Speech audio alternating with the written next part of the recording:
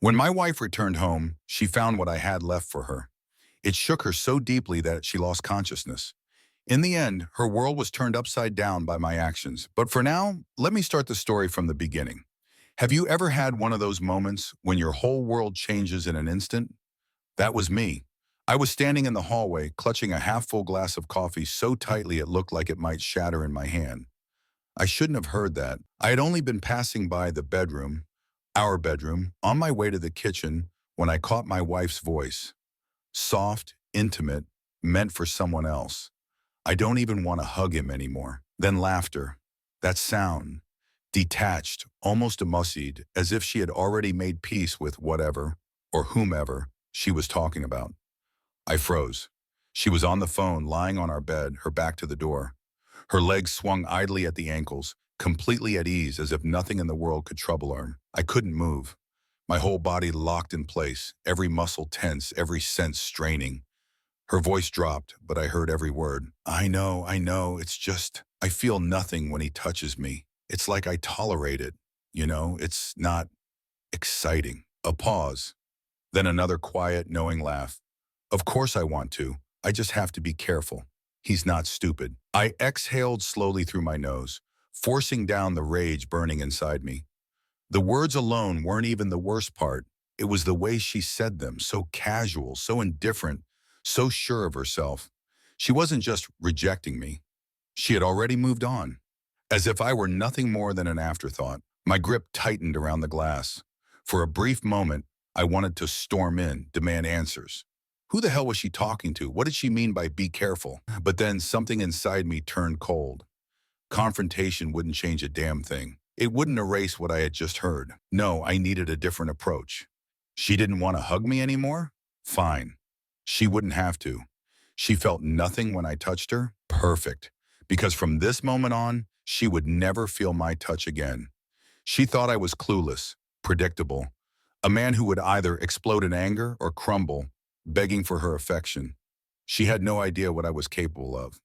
So I did something I never thought I would. I turned, walked back down the hall, and set my glass on the counter. I let her words sink in, seep into me like a slow, spreading poison. From that moment on, my wife no longer existed to me. She wanted distance. She was about to learn the true meaning of it. When the time was right, she would regret ever taking me for granted. She just didn't know it yet. The power of silence is that it can be the sharpest weapon of all. I didn't yell. I didn't cry. I didn't argue. I just stopped. Stopped asking about her day. Stopped reaching for her hand. Stopped making an effort. I became a ghost in my own home. And at first, she didn't even notice. For the first few days, she was too absorbed in her own little world. Texting, smiling at her phone, humming to herself while getting dressed for work. She probably assumed I was just tired, distracted, or in one of those moods where men withdraw for no reason. Perfect. She suspected nothing. At dinner, I sat across from her, eating mechanically, not making small talk. She barely glanced up from her plate. At night, when she used to curl into my side, I rolled over, leaving a cold distance between us. She didn't say anything. Not yet. It took a week before she finally noticed. "Hey," she said one morning as I stood at the sink, rinsing out my coffee cup. "Are you okay?" I turned my head slightly, met her gaze, and smiled. Yeah, why wouldn't I be? It was a real smile, but not one she was used to. There was nothing warm about it. She blinked. "I don't know." "You've been quiet?" I shrugged. "Just been thinking about things." That was it. No further explanation. She hesitated, waiting for me to elaborate, but I didn't. I walked past her, grabbed my keys, and left for work. Let her wonder. Let her feel the uncertainty. The same uncertainty I had felt standing in that hallway, hearing my wife say she didn't even want to touch me anymore. The little cuts began. It was the small things that got to her first. She used to love movie nights. We'd curl up on the couch, share a blanket, and watch whatever she picked. So when she came home one Friday night and found me already watching something without her, I saw the flicker of surprise on her face. "You started without me?" she asked. I nodded. "Didn't think you'd be interested." I didn't pause the movie, didn't scoot over. She stood there for a second, then sat at the far end of the couch, awkward and tense. Good. The next day I got home late, later than usual. She was waiting. "Where were you?" she asked. She leaned against the kitchen counter, arms crossed, watching at me. I shrugged as I set my keys down. I was out. With who? She asked. Just a couple of people. Her frown deepened. People? I met her gaze, keeping my expression unreadable. Yeah, people. Then I walked past her, leaving her with her own thoughts. For the first time in a long while, I saw something flicker in her eyes. Worry. Doubt. She wasn't used to this. She was used to me caring, asking, fighting for her attention. But I wasn't playing that role anymore. She wanted me to fade into the background? Fine, let her experience what real silence felt like. The cracks were beginning to show. 2 weeks in, the real shift happened. By then, I wasn't just quiet, I was absent. I was physically there, but mentally, emotionally, I was long gone. I moved through the house as if she were just another object in the room. I kept my words short, polite, never initiating conversation. And slowly, I could see it starting to get to her. Do you want to go out for dinner tonight? She asked one evening, trying to sound casual. No. She hesitated. We could try that new place you mentioned last month. I looked up at her. It was a test. She wanted to see if I would take the bait, if I'd jump at the chance to fix things, to prove I still cared. I'm not really feeling it, I said, then went back to my book. The next morning, as I was getting dressed, she reached out and lightly touched my arm. I flinched. Not much, just enough for her to notice. Just enough for her to feel the rejection that had been seeping into our home. She pulled her hand away like she had been burned. The first real fracture. She was beginning to feel the weight of my absence. The beginning of her desperation. A few nights later, I heard her in the kitchen, aggressively wiping down the counters, a nervous habit. Then, without a word, she grabbed a bottle of wine, took 2 glasses, and carried them into the living room, setting them down on the coffee table. I looked up from my phone. What's that? I asked. She offered a hesitant smile. I thought we could have a drink together. It's been a while. She was trying to fix something she didn't even realize had already been broken beyond repair. I stared at the wine, then at her. Without saying anything more, I stood up and stretched. I'm going to bed. Her expression fell, not dramatically, but just enough for me to notice.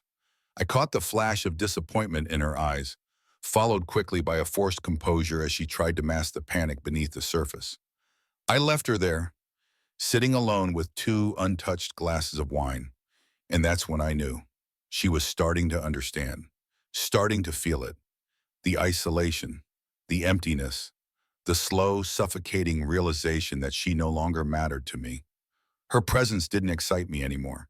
I could go entire days without even thinking about her, and it was slowly killing her. That night I lay in bed, staring at the ceiling, listening to the soft clink of cabinet doors closing as she quietly put the wine glasses away. For the first time in what felt like forever, I slept soundly. This was only the beginning. It all started happening faster than I expected. Her desperation began to show itself in small, subtle cracks in her carefully maintained facade. A glance that lingered too long. A question she repeated because she hadn't been paying attention, lost in her own guilt. She wasn't used to being ignored, but she still didn't know that I knew the truth. That changed 3 weeks after I overheard her saying she didn't want to hug me anymore. That night, I confirmed the affair, the moment when every suspicion turned into undeniable fact. I'll admit she had been cautious. Late-night messages deleted. Her phone, always placed face down. Extra hours at work, spread out over months, subtle enough to avoid drawing attention, but not careful enough. One night, as I lay in bed scrolling through my phone, I saw it. A notification appeared on her screen while she was in the bathroom. A message preview, short but clear. Tonight was incredible. I can't stop thinking about you. The sender's name? Just the letter D. I stared at it. My heartbeat didn't even quicken. I had already suspected. This was just confirmation. She emerged from the bathroom, towel in hand, drying her hair, completely unaware. She didn't notice the glow of the phone screen lighting up. I stayed silent, but something shifted inside me. Until that moment, I had been playing a slow, methodical game, psychological withdrawal, letting her feel the weight of her own choices without saying a word. But now I had leverage. It was time to break her. The first real strike came the next morning. I called in sick to work. She left for her office, blowing me a half-hearted kiss, pretending everything was normal. I waited exactly 25 minutes before opening my laptop and getting to work. Step 1. Find out who D was. It didn't take long. A quick glance at our phone bill revealed a pattern. The same number, over and over, always late at night. Next, I checked her social media. It wasn't public, but people tend to be careless, following the same predictable routines. And there he was, David, a mid-level executive at some company she worked with. Polished, fake handsome, the kind of man who probably thought he was untouchable. I scrolled through his carefully curated profile, expensive vacations, custom-tailored suits, and that smug smile of a man who believed he was winning. I nearly laughed. He had no idea the game had already changed. The evidence-gathering phase began. Over the next few days, I became both a ghost and a hunter. I did what she never thought I was capable of. I tracked their messages. I followed her once, keeping a safe distance as she stayed late at an upscale hotel. I even placed a small GPS tracker under her car. Nothing illegal, just a simple Bluetooth device that allowed me to monitor her movements. And for the final touch, I hired a private investigator, because I wasn't just going to expose them, I was going to annihilate them. It took less than a week for the PI to gather everything I needed. Photos, text messages, even video footage of them entering and leaving the same hotel room. I had it all. I could have confronted her immediately, thrown the evidence in her face, watched her stumble through lies, seen her beg for forgiveness. But that would have been too easy.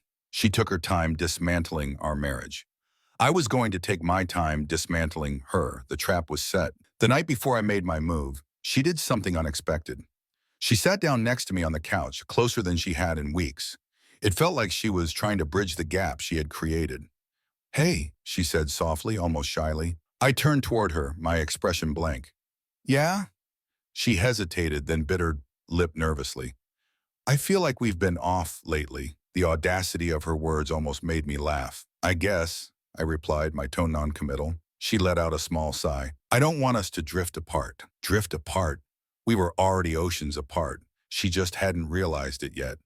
So I did something cruel. I smiled, soft and reassuring, just like I used to. "Neither do I said. Her shoulders relaxed, the tension leaving her body. She looked relieved, like she just won a small victory. She thought she had me back. She had no idea that tomorrow would be the worst day of her life. The reveal. I waited until she was getting ready for bed before I made my move. She was in the bathroom brushing her teeth when I placed the envelope on her pillow. Inside was everything. Every message, every photo, every screenshot, every single lie. She walked back into the room humming softly until she saw the envelope. She froze, her eyes shifted from the envelope to me. "What's this?" she asked, her voice tight, the tension creeping in. I didn't answer. I just watched. Her hands trembled as she picked up the envelope and carefully opened it.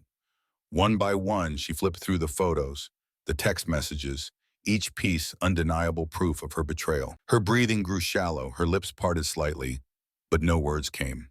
Finally, she looked up at me, her face drained of color. "Where did you—" Her voice cracked. She didn't finish the question. She already knew it did not matter. I had caught her, and she was completely, helplessly trapped. Leaning forward, I rested my elbows on my knees and let the silence stretch out between us. Then I smiled. But this time it wasn't kind. It was the smile of a man who had already won. "You don't have to hug me anymore," I said, my voice calm, almost gentle. "You don't have to pretend. You're free now." She opened her mouth, maybe to deny it, maybe to beg, but I raised a hand to stop her. "I'm not going to argue with you. I'm not going to yell. I'm not even going to ask why." I let the words settle in, gave her a moment to feel the full weight of them. "Because I don't care anymore." The final blow, the kill shot. She inhaled sharply, her eyes glistening with unshed tears, her fingers tightening around the envelope as if it could shield her from the storm she had unleashed. She had expected anger, a fight, maybe even desperate pleas for an explanation. What she got instead was complete and absolute indifference.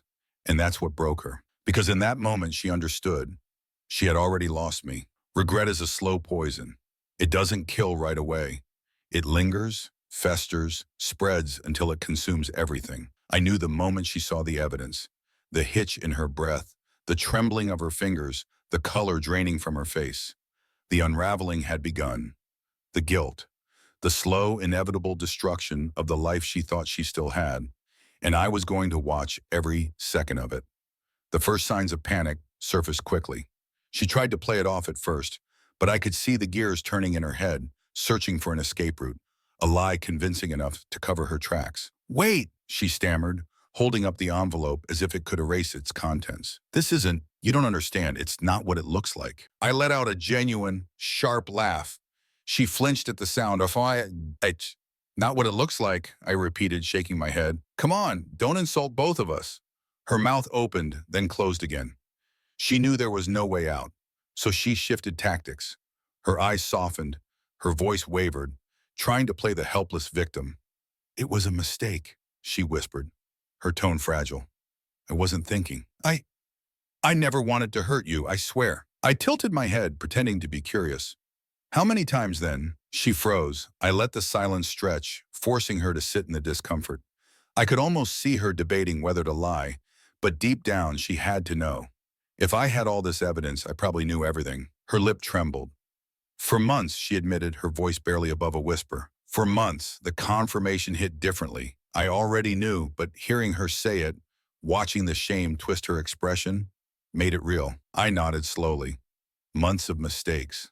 That's impressive." Her eyes filled with tears, glassy and unsteady. "It wasn't like that," she tried again, stepping toward me, reaching for my hand. I stepped back, just a small movement, but it was enough. Her whole body tensed in response. That's when it really hit her. I didn't care. I wasn't shouting. I wasn't begging. I wasn't trying to hold on to anything. And that was far more terrifying than the anger she had expected. The cold indifference was what broke her. The next few days became a masterpiece of emotional detachment. I didn't leave. I didn't argue. I didn't react. I simply existed in the same space as her, cold, distant, untouchable. And she hated it. At first, she tried to explain herself, looking for reasons to be near me, as if we could somehow fix what she had already burned to ash. She made my coffee in the morning. I poured it down the sink without a word. She asked if I wanted dinner. I ordered takeout for one. She tried to sit beside me on the couch, acting like nothing had changed. I stood up and left the room. Each small rejection cut her deeper. She thought I'd explode, thought I'd yell, call her names, demand answers. But I did none of that, because she wasn't worth the effort, and I made sure she felt that. The moment she truly broke came about a week after the reveal. Late at night, I heard her crying in the kitchen, not soft, manipulative sobs meant to win sympathy, but real, raw grief. I stayed in the living room, flipping through my phone, pretending I couldn't hear her. She was falling apart, and I let her. She was right there, just a few steps away from me, and I did nothing. Eventually, she snapped, storming into the living room, hair a mess, eyes swollen, her voice shaking with anger. "Are you seriously going to ignore me forever?" she yelled, fists clenched tightly at her sides. I slowly raised my head, met her gaze, and smirked. Yes, one word was all it took. Her entire body went rigid, like I had physically struck her. "Why won't you just yell at me?" she demanded. "Why won't you fight? Get angry. Say something." I set my phone down, leaned forward slightly, and replied with a calm, steady voice. "You don't deserve my anger. You don't deserve my time. You mean nothing to me." Tears welled up in her eyes. "I was stupid," she whispered, her voice breaking. "You thought I'd never leave," I finished for her, shaking my head. "You assumed I'd always be here, no matter how many lies you told or how many nights you spent with him. You thought I'd stay, like a fool." She swallowed hard, her breath shaky. "I was wrong." "Yes, you were." That was the moment she realized it was over. Not just the marriage, not just me. She had lost herself entirely. I watched as the full weight of her actions finally sank in. I gave her 2 more weeks. 2 weeks of silence, 2 weeks of her desperate attempts to pull me back in, 2 weeks of her living with the destruction she had caused. Then I made my final move. I packed my things, not everything, just the essentials, just enough to make it clear I wasn't coming back. That evening, she walked through the door and froze in the doorway, her eyes wide with panic. "Wait." I didn't stop packing. "Where are you going?" she asked, her voice small and weak. I picked up my bag, slung it over my shoulder, and finally, for the first time in weeks, I looked at her and smiled. She stood just a few steps away from me, and I did nothing. Eventually, she snapped, storming into the living room, hair disheveled, eyes swollen, voice trembling with anger. "Are you seriously going to ignore me forever?" she shouted, her fists clenched tightly at her sides. I slowly lifted my head, met her gaze, and smirked. Yes, that single word was enough. Her whole body tensed as if I had struck hers physically. "Why won't you just yell at me?" she demanded. "Why won't you fight? Get angry, say something." I calmly set my phone down, leaned forward slightly, and replied, voice steady and cold, "You don't deserve my anger. You don't deserve my time. You mean nothing to me." Tears wellowed up in her eyes. "I was stupid," she whispered, her voice cracking under the weight of the moment. "You thought I'd never leave," I finished for her, shaking my head. "You believed I'd always be here, no matter how many lies you told, no matter how many nights you spent with him. You thought I'd stay, like a fool." She swallowed hard, her breath unsteady. "I was wrong. Yes, you were." That was the moment she understood it was over. Not just the marriage, not just me, but herself. I watched as the reality of her actions finally hit her.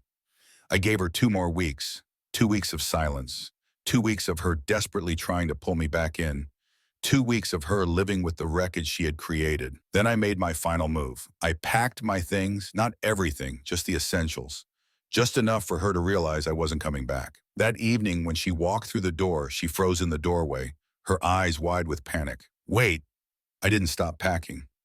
"Where are you going?" she asked, her voice soft and uncertain. I picked up my bag, slung it over my shoulder, and for the first time in weeks, I finally looked at her and smiled. I just need to see you." I almost laughed. It was so predictable. She had played her game and lost. She had traded a good man for a cheap thrill, and now she wanted to undo it, to rewrite the past, to salvage what little was left of the wreckage she had created. But the thing about burned bridges, they don't rebuild themselves. I didn't respond. I didn't type a single word. I simply blocked her number and let her sit in her regret, forced to live with the consequences of her choices. Because I had already won, and she would spend the rest of her life knowing it. The final thought lingered. People say revenge is best served cold, but this wasn't revenge. This was justice. She gambled everything and lost. And the worst part? She had no one to blame but herself. And me, I walked away without a single scratch. And that's where the story ends. Don't forget to leave a like and share your thoughts in the comments. Subscribe so you don't miss new videos.